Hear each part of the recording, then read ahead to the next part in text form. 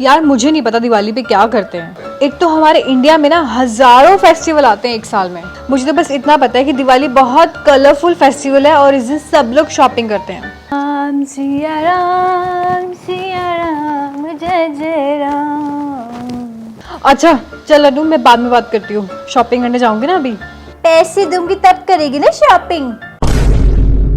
यार मम्मी मुझे रंग लेके आ रहे हैं, मैं दिवाली कैसे मनाऊंगी?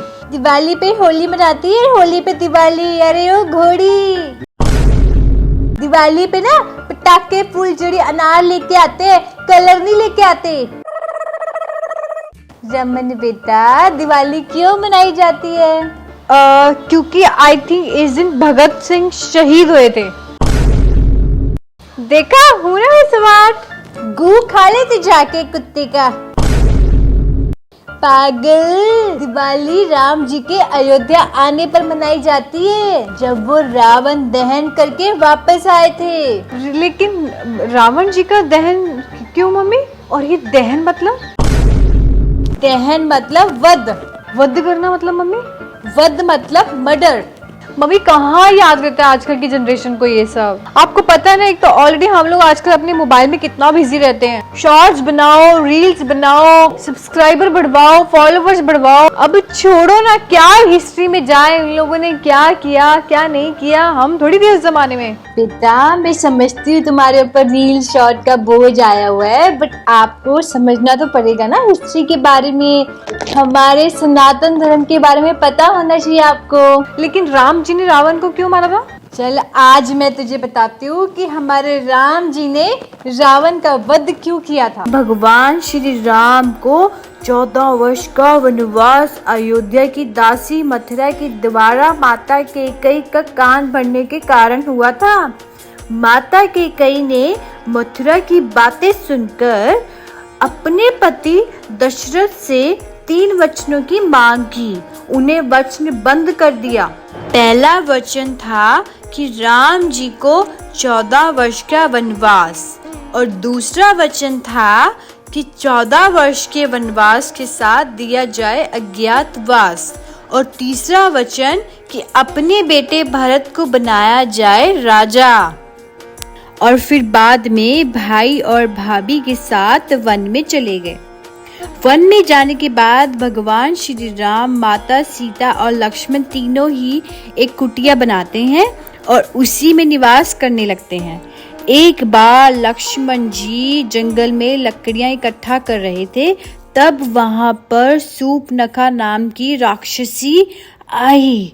उनसे विवाह करने का प्रस्ताव लेकर आती है और ज्यादा हट करने पर लक्ष्मण जी गुस्सा हो जाते हैं और उसका नाक काट देते हैं। उसने अपने भाई को सारी बात बताई वापस आकर। रावण अपनी बहन की इस अपमान का बदला लेने के लिए भगवान श्री राम की पत्नी सीता का हरण करना चाहता है और इसीलिए मामा मरीच को स्वर्ण हिरण बनाकर वन में भेज देता है।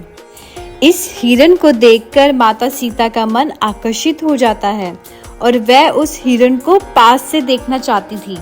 इसीलिए उन्होंने राम जी से कहा उस हिरण को पकड़ने को। भगवान श्री राम हिरण को पकड़ने चले जाते हैं और काफी समय हो जाता है। माता चिंतित हो जाती हैं और लक्ष्मण जी को भेज देती हैं। तभी वहां रावण आकर माता सीता का हरण कर लेता है। इसके बाद माता सीता की खोज में भगवान श्री राम वानर राज सुग्रीव तक पहुंच जाते हैं और सुग्रीव ने उनकी मदद करने का प्रस्ताव रखते हैं। सुग्रीव अपनी वानर की सेना के साथ माता सीता की खोज में लग जाते हैं। सभी नगरों में ढूंढने के बाद माता सीता का पता नहीं चलता है और इसके बाद पक्षीराज ने बताया उन्हें कि आपकी पत्नी को रावण ले गया है। पता चलने के बाद भगवान श्री राम, हनुमान और सुग्रीव के साथ मिलकर रावण के महल पर चढ़ाई कर देते हैं। लंका पहुंचने के बाद कई दिनों के महान युद्ध के बाद रावण का वध हो जाता है। जिस दिन रावण का वध हुआ था उस दिन को दशहरे के रूप में संपूर्ण भारत में मनाया जाता है। दशहरे के पर्व को बुराई और अच्छाई को जीत माना जाता है। रावण के वध के ठीक 20 दिन बाद भगवान श्री राम अपनी जन्मभूमि अयोध्या लौटे थे। इसीलिए अयोध्या वासियों ने श्री राम के लौटने पर उनका स्वागत घी के दिए जलाकर किया था। तभी दिवाली का त्योहार मनाया जाता है। समझी बेटा?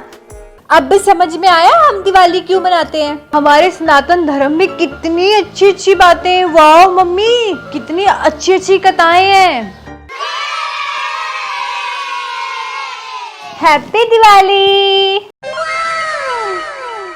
Happy Diwali mummy. चल जा कर ले दिवाली की शॉपिंग। अब जो कथा सुनाई है ना, कभी भूलियो मत, उसको याद रखियो। चल अब बोलो सियापति रामचंद्र भगवान की जय। हेलो गाइस, आई होप कि आप लोगों को मेरे वीडियोस पसंद आ रहे होंगे। आप प्लीज़ सब्सक्राइब करिए, शेयर करिए, लाइक करिए और कमेंट्स बॉक्स में बताइए कि आपको मेरे वीडियो कैसे लग रहे हैं। एंड आपके पूरे परिवार को दिवाली की हार्दिक शुभकामनाएं। हैप्पी दिवाली।